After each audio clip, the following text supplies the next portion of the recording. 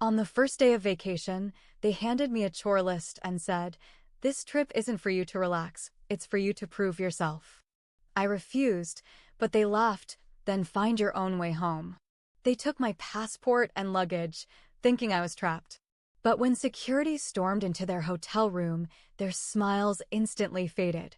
I never imagined that accepting an invitation from my best friend, Sarah, to join her family on a 2-week vacation to Miami would lead to one of the most harrowing experiences of my life. We had been close since college, and the prospect of sun-soaked beaches and vibrant nightlife was enticing.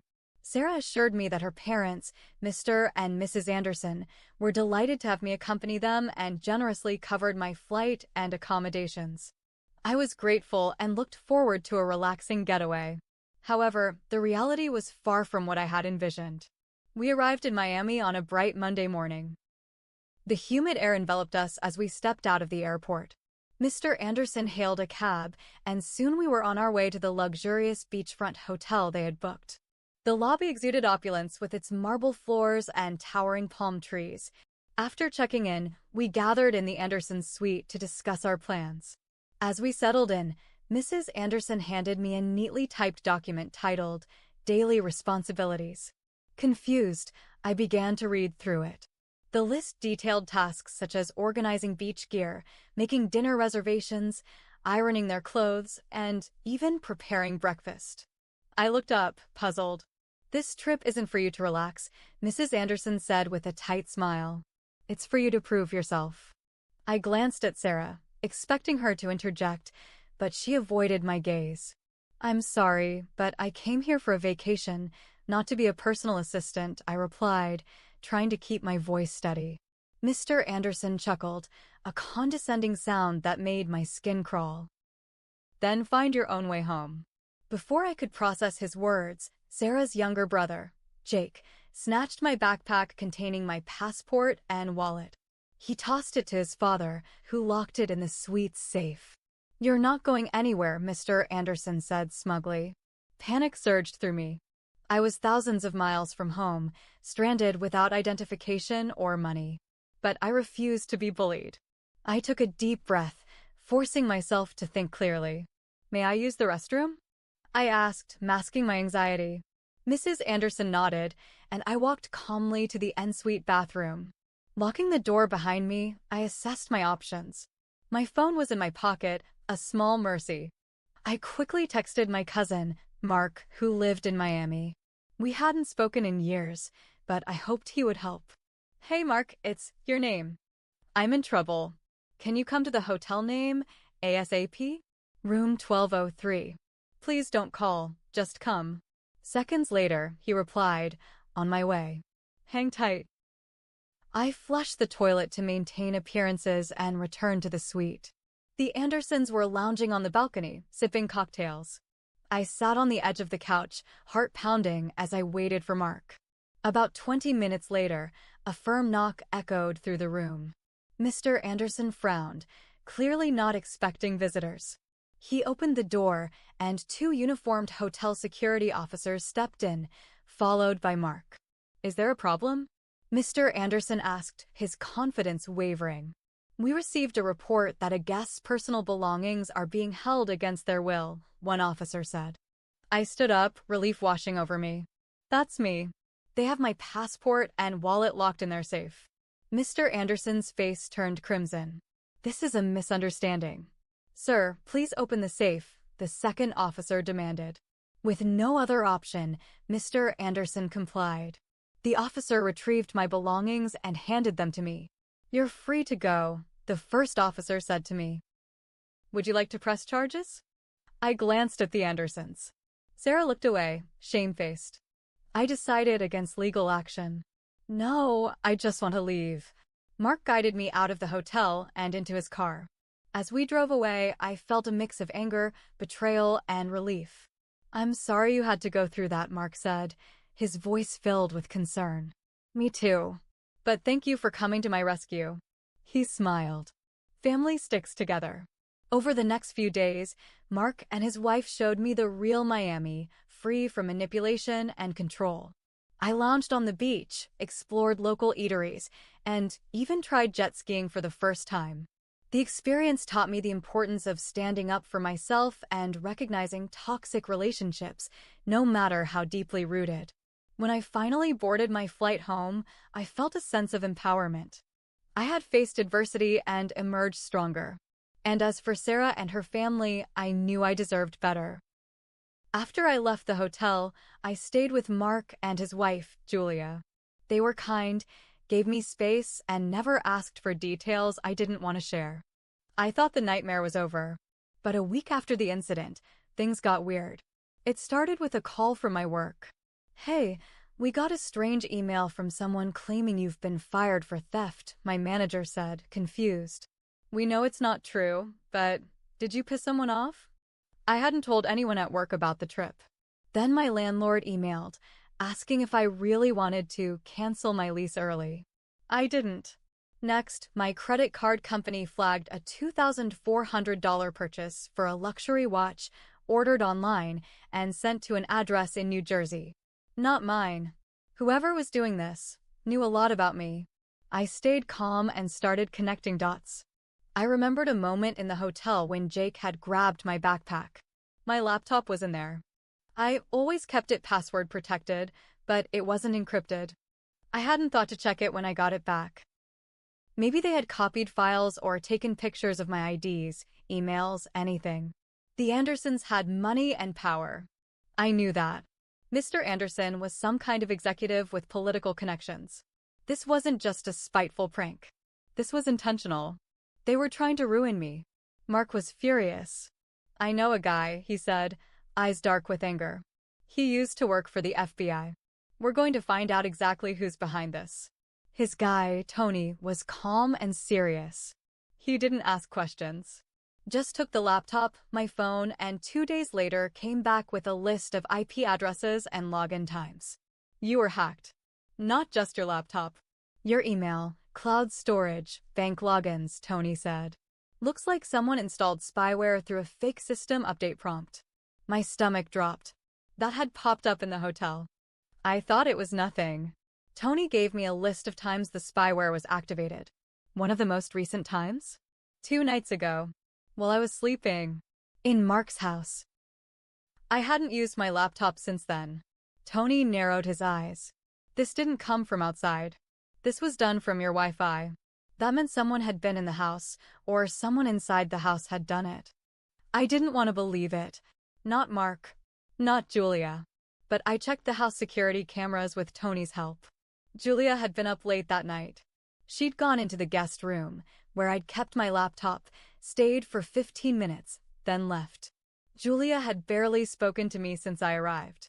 She was polite. Cold, but polite. "Talk to Mark first," Tony said. Quietly. "Don't accuse. Just feel him out." That night, I brought it up casually. "Hey, has Julia been okay? I feel like I'm a bit of a burden here." Mark looked uncomfortable. "Don't take it personally. She's just under stress. Work stuff." "Did she say anything about my laptop?" His head jerked up. "What?" "Just wondering. She went into the guest room the other night while I was asleep." I checked the footage. Mark didn't answer at first. Then he leaned forward, voice low. "I didn't want to say anything, but I think Julia's been in contact with someone from your trip." My blood ran cold. "What do you mean?" "She got a call. I heard the name Anderson. She hung up quick. Said it was spam." Julia had never met the Andersons. Not in person. Not ever. Unless she had. Unless the whole thing had been planned. I sat there staring at Mark, trying to process what he'd just said. How could Julia know the Andersons? I asked. Mark rubbed his face like he was trying to erase the question. "I don't know. Maybe she met them online. Maybe it's a coincidence." But deep down, neither of us believed that. That night, I couldn't sleep. Every creak in the house made my skin crawl. I kept my laptop hidden and my phone turned off. The next morning, I woke up to find Julia already gone. Her car was still in the driveway. Her purse was on the counter. But she was nowhere in the house. Mark called her. No answer. Then the doorbell rang. It was a man in a suit. well-groomed, sunglasses. He flashed a badge that said he was from a private, corporate security firm. "I need to speak with your name," he said, calm like it was routine. "About what?" Mark asked, stepping between us. "It's regarding a matter involving Mr. and Mrs. Anderson." Just a few questions. I knew what this was. They weren't done with me. They'd sent someone to scare me into silence, or worse. I didn't say a word. I just closed the door. Mark locked it behind me. "This is getting bad," he said. "We need to go to the police." But I wasn't so sure. The Andersons had money, influence. If this was already at the level where they were sending people to our door, who knew who was on their payroll? Tony dug deeper. I asked him to look into Julia. What he found made my stomach turn. Julia had worked for a nonprofit 2 years ago. Guess who one of the biggest donors was? Anderson Industries. Julia had even attended one of their annual retreats. Guess where? Palm Springs. Same hotel Sarah's family had once bragged about visiting every summer. Mark didn't know. Or claimed he didn't. But it didn't matter. The connection was real. I confronted him that night. "You didn't know she worked with them? Vacationed with them?" Mark looked sick. "I swear I didn't. I knew about the nonprofit, but she said it was just a side gig. I didn't even know who the donors were." "Then why hasn't she come back?" I asked. We stared at each other in silence. That night, we found Julia's laptop in her closet. Mark hesitated, but opened it. The desktop was cluttered, but one folder stood out. It was labeled PR_materials. Inside were images, emails, documents, and a spreadsheet. My name was in it. Next to it, notes, comments, updates. "She's been tracking you," Mark whispered. The emails were worse. Some from Mrs. Anderson. Some from a person named E. Strayer. They referred to me as a risk and PR variable. One note read, "Ensure subject feels isolated. Consider financial stress tactics. Trip is approved. Keep eyes on local contact, M." They were using me for something. But what? Tony called that night. "You said they offered to pay for your vacation, right?" "Yeah." I found the payment trail. It didn't come from a personal account. It came from a shell company, registered in Delaware. The same one that funds a private contractor group with ties to reputation management, corporate espionage, and, get this, psychological behavior testing. This wasn't just about revenge. This was something bigger. I had been part of some sort of experiment, or campaign, or test. And now I was off script. "I think they're trying to see how far you'll go," Tony said quietly. We packed a few things and left the house that night. Mark came with me. He said he wanted answers just as badly. We stayed in a cheap roadside motel, no cameras, cash only. But even there, I didn't feel safe. My phone vibrated once before I powered it off. A message flashed on the lock screen. "We're not done yet." We stayed on the move for days. Cheap motels, rest stops, places with no cameras. Mark was all in now, more pissed than scared. Me? I was past scared. I wanted revenge. I didn't care if it made me look bad. I wanted them to feel what they did to me. Tony helped us build a case. Every shady file. Every fake company.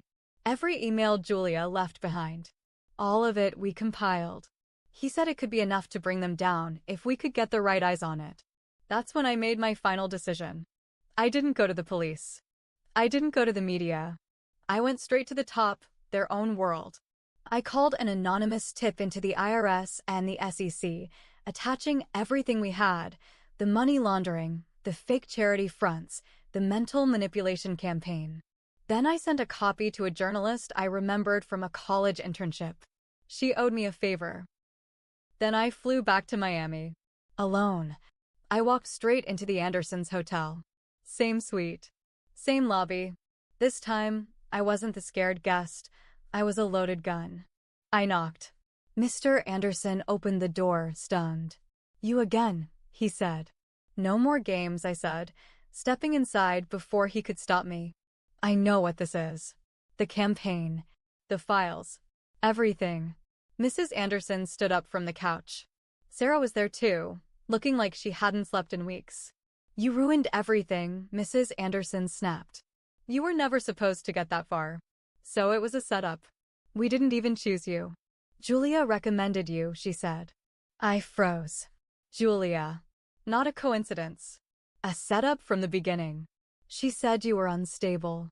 Easy to isolate. Easy to push, she said. And she was right. My throat tightened. Sarah finally spoke. I didn't know they were going to go that far. I thought it was just about influence testing. I didn't know they were going to destroy you. I looked at her. You stood there while they took my passport. I thought you'd give in, she whispered. I didn't think you'd fight. That was all I needed to hear. You underestimated the wrong person. 2 weeks later, everything went public. The company tanked. The fake nonprofits were exposed. Mr. Anderson was arrested for fraud. Mrs. Anderson tried to run, got caught in New York boarding a flight to Switzerland. Julia? She vanished. No trace. Her bank account's frozen. I have no idea where she went. Sarah emailed me once. Said she was sorry again. Said her life was ruined. I didn't reply. I wasn't interested in closure.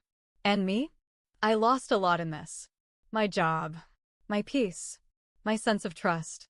I became someone I never thought I'd be, someone who wanted revenge more than forgiveness. But I won, and I learned something important. People like them rely on silence, on fear, on power. You strip that away and they crumble. And yeah, maybe I was unstable. Maybe I let the anger take over. Maybe I crossed lines. But I'd do it again. Every damn time.